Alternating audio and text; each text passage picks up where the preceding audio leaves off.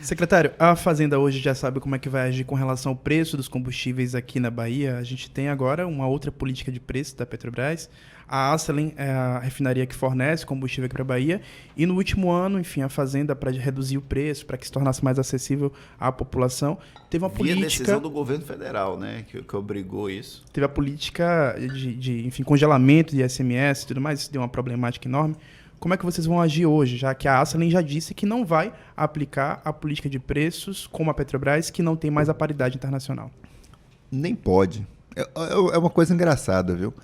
Que eu estou vendo aí a imprensa, as pessoas têm muita colocação que é equivocada. A preocupação, veja, nós sempre fomos muito críticos com relação ao preço dos combustíveis, né, e a política praticada pela Petrobras, por uma razão muito simples, né? Se você faz a produção nacional, por que eu tenho que estar dolarizando tudo? Você paga todos os insumos, tudo aqui internamente, porque... Bom, vamos fazer essa conta para ver quanto é que essa oscilação internacional participa no seu custo e tal. A gente sempre fez essa provocação para eles, né? E acho acertada essa modificação da Petrobras, né? Tem que ter uma vinculação com os seus custos, né? Para poder praticar os preços, enfim, e não ter aquele excesso de lucratividade que teve. O negócio foi uma das empresas, ou a empresa mais lucrativa do mundo, pelo menos no ramo de petróleo, que foi do mundo. Foi uma das mais. Se não foi a mais, foi uma das mais. Então, era uma coisa que nós criticávamos muito. Aí vem agora, o que as pessoas não conseguem entender é que nós realmente, a gente tem uma restrição a essa coisa de ficar dolarizando o preço. Mas, se a refinaria agora, a Acelen, dissesse assim, eu estou falando tecnicamente, tá, gente? Não é que eu esteja apoiando que seja dolarizado, mas a Acelen não pode dizer que vai fazer a mesma política de preço da Petrobras, porque isso carteliza. Sim. Isso não é necessariamente a favor do consumidor, não. O CAD, inclusive, proíbe, em tese. O CAD proíbe, em tese, né? Ele não podia nem declarar que tem a mesma política de preço.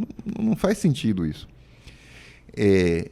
Outra coisa, aí, assim, e é uma preocupação nossa, a gente está acompanhando, é como é que vai ficar essa política de preço para frente. O que existe hoje, por exemplo, né? Hoje eu não sei, porque todo dia muda, né?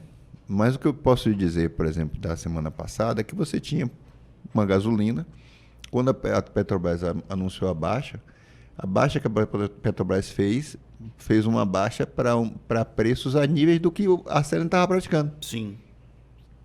Você entende? Então, assim, é preciso ter cuidado quando você faz uma avaliação muito precipitada do que está acontecendo. Eu fiz um artigo, secretário, falando o seguinte, que o consumidor baiano vai ser um pouco de cobaia do processo de privatização da refinaria, porque majoritariamente o combustível consumido aqui na Bahia, ele tem origem na refinaria Mataripe. Isso. Só que os custos de logística para chegar de outras refinarias aqui não necessariamente compensa.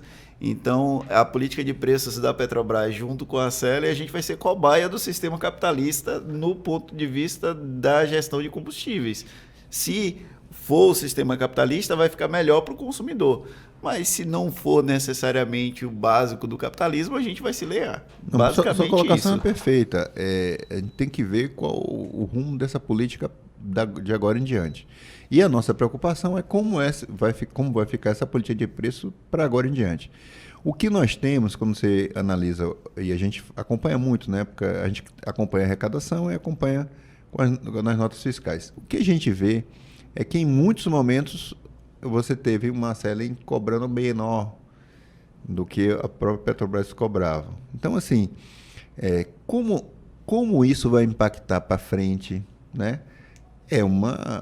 É um questionamento, né? E algo que nós vamos estar acompanhando, né? E com muito interesse. Mas é o mais complexo do que essa visão simplista que está a própria imprensa trazendo. Porque eu acho que quando se pegou e e eventualmente, eu não sei se foi uma comunicação oficial da CEL, eu não sei como é que... Eu vi assim, em alguns sites, dizendo assim, né? A CEL não vai praticar a política de preço da Petrobras e tal. E muita gente disse, mas a CEL não pode praticar. Não pode porque é proibido. A primeira coisa, quem conhece, a primeira coisa que pensa assim, e era para praticar?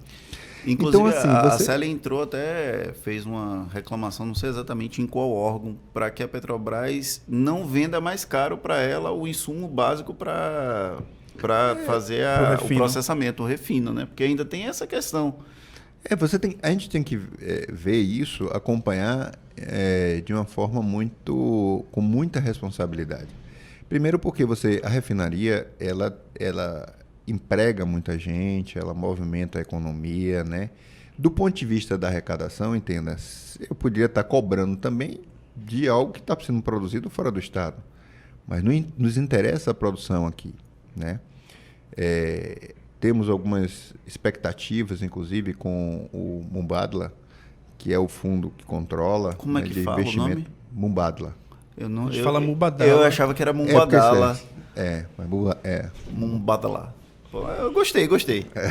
Vivendo e aprendendo. Mas e com investimentos importantes, né? O governador, foi uma das coisas que o Jerônimo assinou e que eu vi pouca repercussão, né? Mas uma expectativa de investimento de 12 bilhões de reais. Lula parabenizou Jerônimo e tudo, disse que foi o maior presenteado pela viagem. Nossa, aquele negócio... Eu acho que você vai ter 3 ou 4 no mundo iguais, com produção igual, e envolvendo uma quantidade de trabalhadores, enfim. Então, a gente tem que ver essas coisas com muita responsabilidade, né? A gente tem que ter, para quem investe, para o investidor de fora do Brasil e para o investidor nacional, a gente tem que dar uma previsibilidade, tem que ter uma certa garantia, entendeu? A gente não está falando de excessos ou não proteger o interesse da população. O governador Jerônimo não vai se afastar 1 milímetro, eu conheço ele, da defesa do interesse da população. Mas a gente não pode querer simplificar problema complexo, né? O problema é complexo, a gente tem que abordar na sua complexidade. Então, é importante, eu acho que tem duas ações que foram iniciadas. Quando o governador, na época o governador Rui, né, viu a compra, não sei o quê, e era algo irreversível, a atitude dele foi, já que vem para cá, vamos conversar com o fundo para ver o que ele pode investir mais, Sim. Né? Tem que ter uma Se está na chuva é para se molhar. Não. E aí o governo e o Jerônimo, ele tem feito muito isso, ele pegou esses contatos, China e Emirados Árabes, e ele está tentando trazer mais recursos para cá, para ativar a economia. O Brasil e a Bahia têm muita oportunidade em termos de infraestrutura, tem muita oportunidade em termos de instalação fabril. Então, a gente tem que ter um compromisso com as gerações futuras também. Governo, gente, tem que olhar para frente. Governo que é governo, bom governo, não pode governar para o dia de amanhã, só com a opinião pública, né? A gente precisa, a opinião pública é importante, mas a gente tem que fazer o bom debate para convencer, para demonstrar à opinião pública que a gente está pensando no agora e no para frente, né? Que não é só o discurso imediato.